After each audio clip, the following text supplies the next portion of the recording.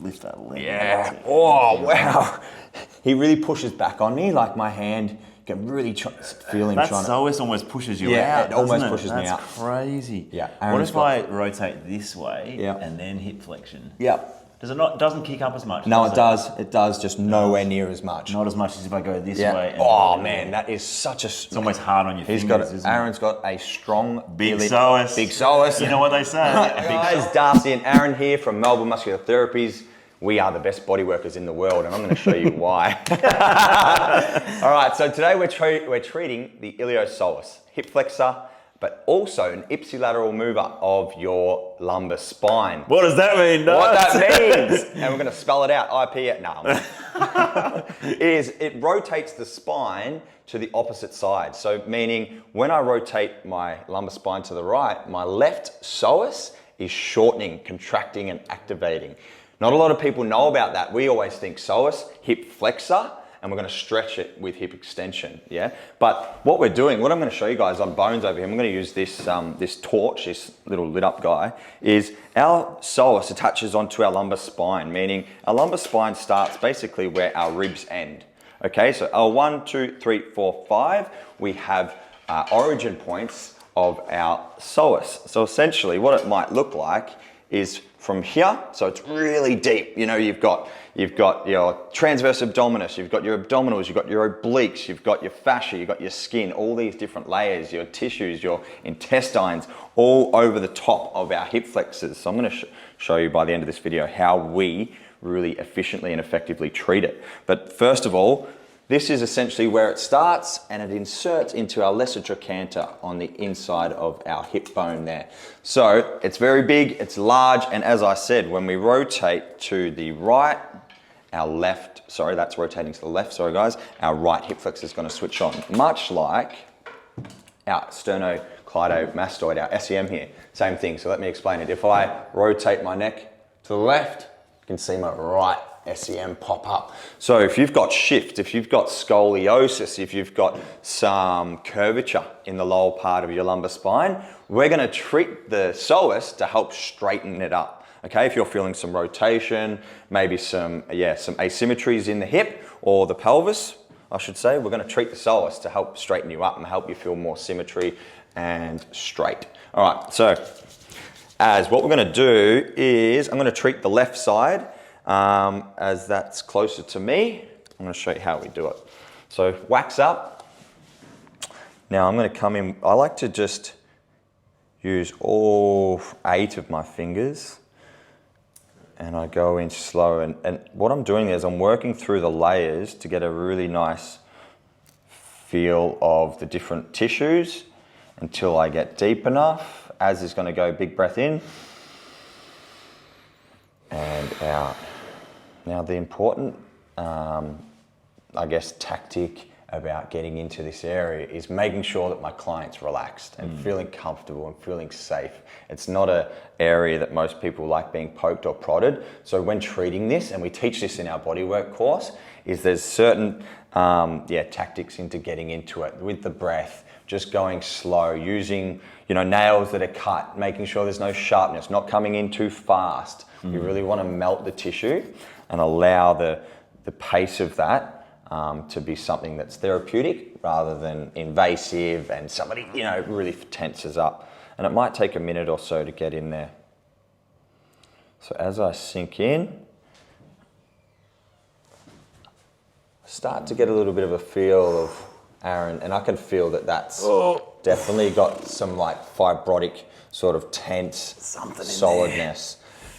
And we always want to get a gauge of which angle it is, and I can tell by Aaron's reaction that there's more tightness up, or is it more straight in? That feels good there. Yeah, that's pretty classic. So that's pretty classic. So it's a bit of referral into here, which you always know that's gold. Yeah.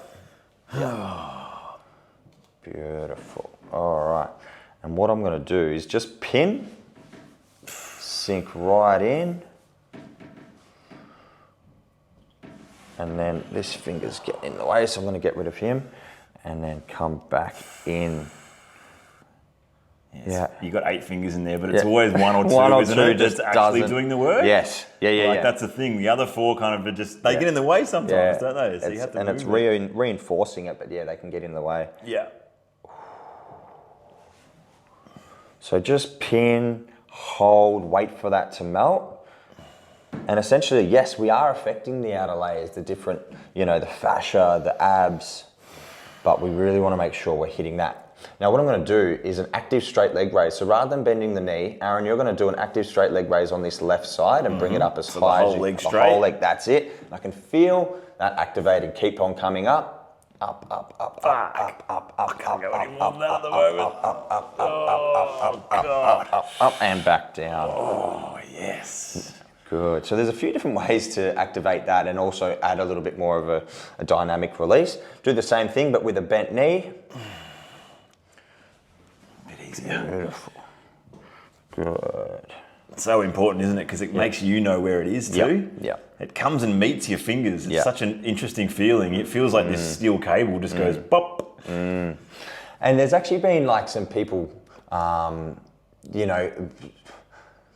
guess, not sold on the fact that you can actually hit the psoas, but they've done it under an MRI, like live MRI, so cool. And you can see the intestines, you can see the stomach, you can see those tissues actually just moving out of the way or softening, and you can see the actual fingers go into the psoas, and then like an indentation. And it's amazing. It works really well. So yes, a lot of people aren't going deep enough.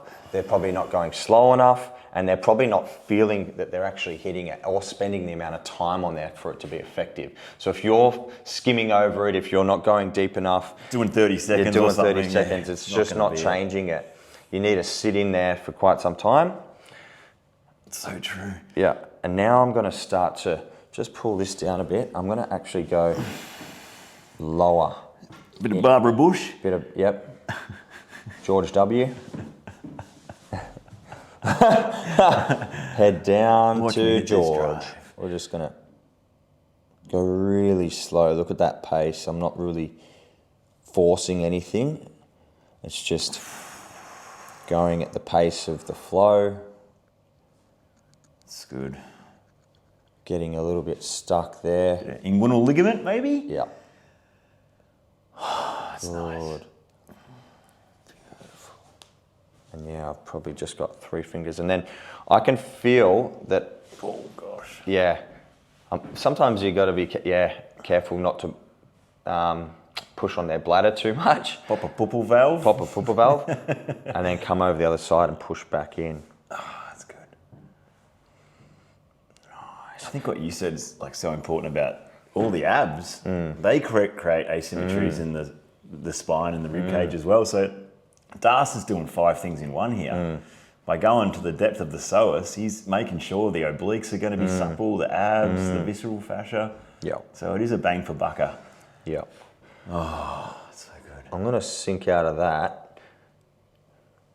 I'm going to show you also how we can affect the ascending colon. So on our left side, a colon like a clock comes up and down. What are you going to do here? I'm just going to work down. Colonic. Give him a little clonic. We're going to hit 6 things at once now. I'm going to start up high, under the rib cage, meeting that.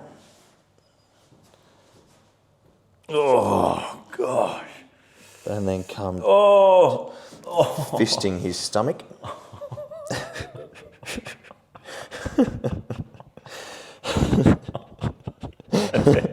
It doesn't work when he laughs. Stop laughing. Let me fist your stomach. So use the knuckles. Gives it a little bit of a different purchase. Crikey, Moses does. Whoa. And then just encouraging the flow, elongating the tissue. So the pin and hold is really good at allowing things to be more supple and soft. And then the movement through here is actually trying to elongate, stretch the tissue out as well. Very good. And head down to the top of George W. We will not negotiate with terrorists. Now watch me hit this drive. You seen that video? Yeah. Leo, can you edit that in?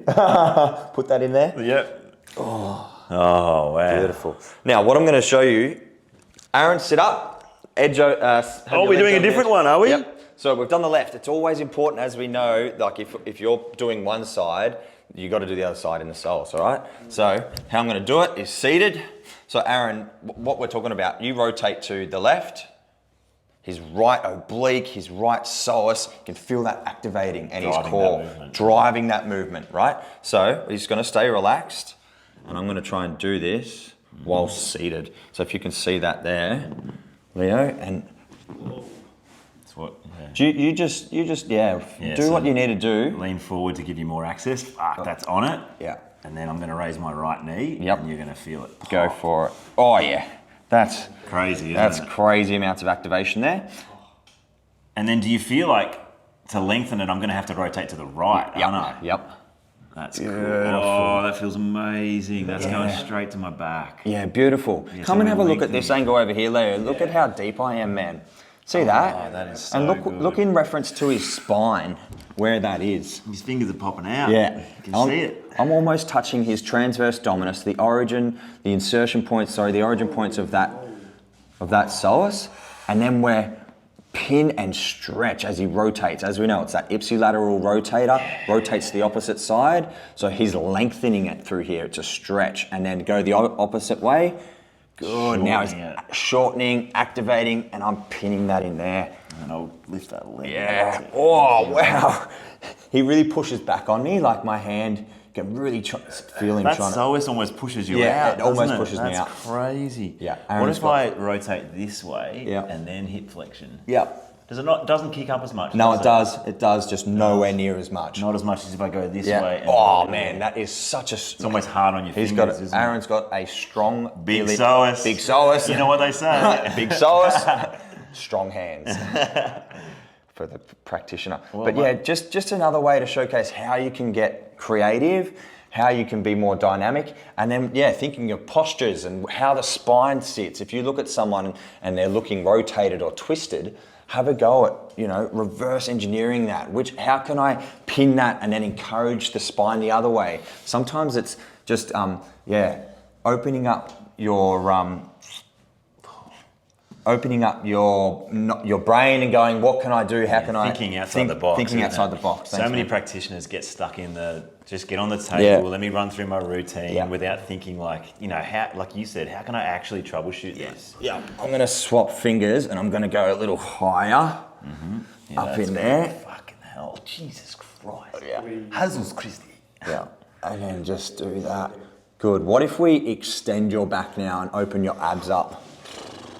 Good. So now we're focusing. More abs, yeah. I feel like you've got off the psoas, but it's more abs. Okay. But I think it's because I'm kicking you out because I'm getting Well, if you slowly bring the knee up, let's see if. Yeah, I'm still on it, but that's nowhere near as strong. Let's try to stretch it like this. Bloody hell. Yep. Oh gosh. And back down. Oh golly gosh, bro. Look, you might not do this the very first treatment with your client, but if they were to look a little bit twisted or rotated, keep it in your. You'd recommend practicing on this on a colleague or a friend or partner, so you can make some mistakes and stuff up. But then once you've practiced it, put it into play. Yeah. Don't be afraid to think outside the box. Your clients are going to remember this because it's something you haven't done. So if you're a body worker and you are just run-of-the-mill, you're cookie cutter, you're using oil, you're skimming over things, get creative, think outside the box. Don't be afraid to curve the break the trend. Break the trend, exactly. Be different. Be different. That's what we don't just do things for the sake of being different. We're doing it to be efficient and get results. All right, so that's really good. Oh, wow.